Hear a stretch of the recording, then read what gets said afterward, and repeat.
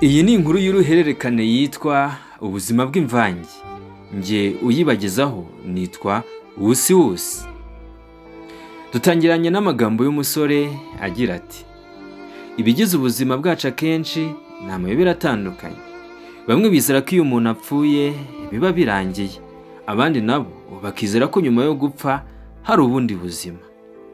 Njye ubabwira baka kanya sinzi neza aho ndi, sinzi niba ndi mu buzima cyangwa se narapfuye ndi mu bundi buzima. Aha buri wese yanyibazaho byinshi.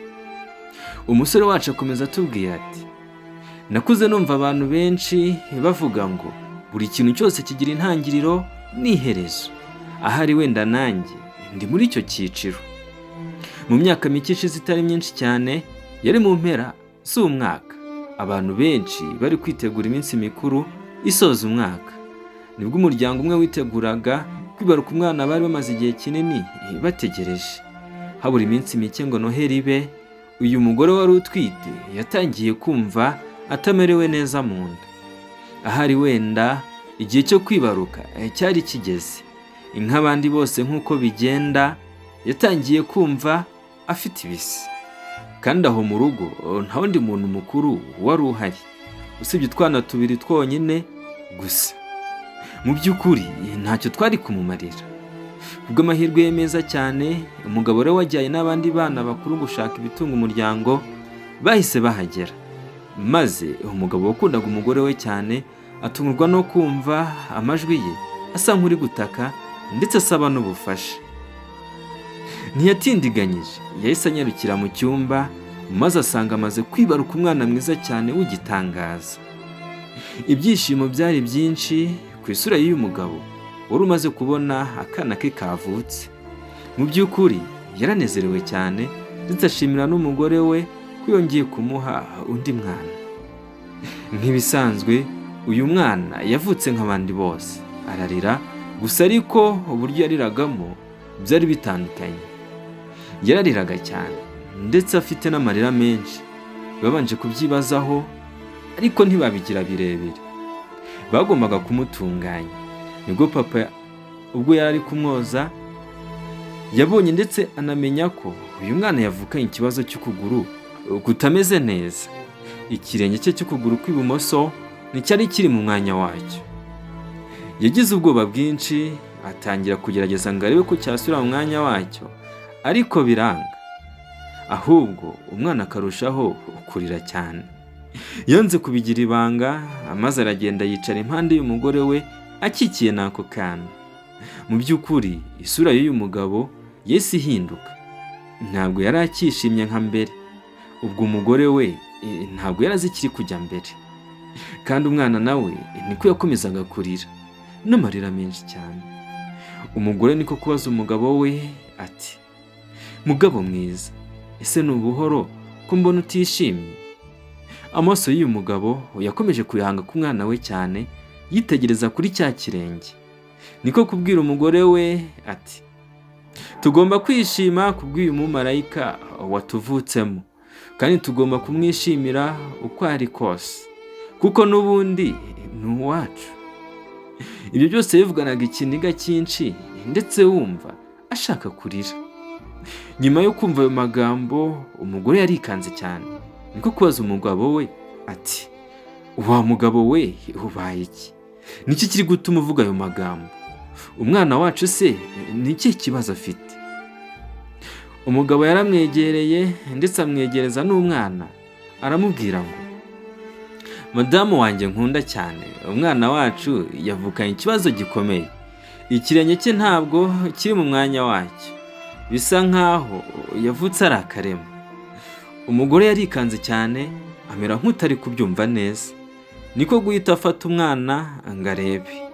Nyuma yo kureba koko isanze ariko bimeze, yabanje kutabyumva neza ndetse atangira no gusakuza cyane mu ijwi riri hejuru agira ati: ntibishoboka, ntabwo umwana wanjye yavuka ameze gutya. Oya, tugomba kumujyana kwa muganga bakareba ikibazo afite. Akivuga gutya ariko umugabo yahise amuca mu ijambo amuvugiramo agira ati: cecekaho se nyine, urabizi ko ibyo bitashoboka. urabizi neza ko ubwo bushobozi bwo kujya kwa muganga tutabubona. N'ubundi ikibazo cy'uyu mwana ntabwo cyatuma atabaho nimba ruzabaho. Mu by'ukuri uyu muryango wari ufite ikibazo cy'ubukene bukabije cyane. Ntabwo byari biboroheye guhita babona aho ko bamujyana kwa muganga.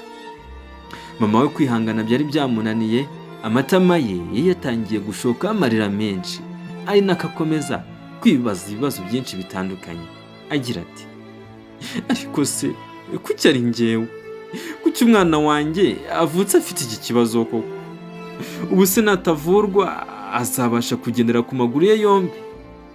Ariko nubwo nta bushobozi buhari, umwana wanjye agomba kujyanwa kwa muganga uko byagenda kose.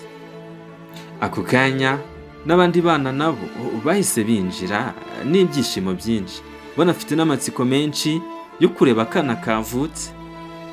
Gusa baje gutungurwa no gusanga ababyeyi babo batishimye, bigaragara ko intekerezo zabo zitari aho hafi. Umwana mukuru w'umukobwa niko kubaza nyina ati mama, ko mutishimye kandi icyo twari dutegereje igihe kinini cyabonetse, ese nitwe twabarakaje? Ni ukuri mutubabarire nimba uyu munsi hari aho tutitwaye neza. Gusa twe twishimiye ko ari umuna kacu, wakamaye nkagaterura. Turishimye kandi uyu munsi nta makosa mufite bana banjye, kandi mumbabarire ntabwo kano kanya umwana mwabasha kumuterura kuko afite ikibazo gikomeye cyane. Ayo niyo magambo mama yabwiye abana be. Bamaze kumva ayo magambo barikanze, niko kubaza mama bati ngo ntabwo twabasha kumuterura, ngo afite ikibazo.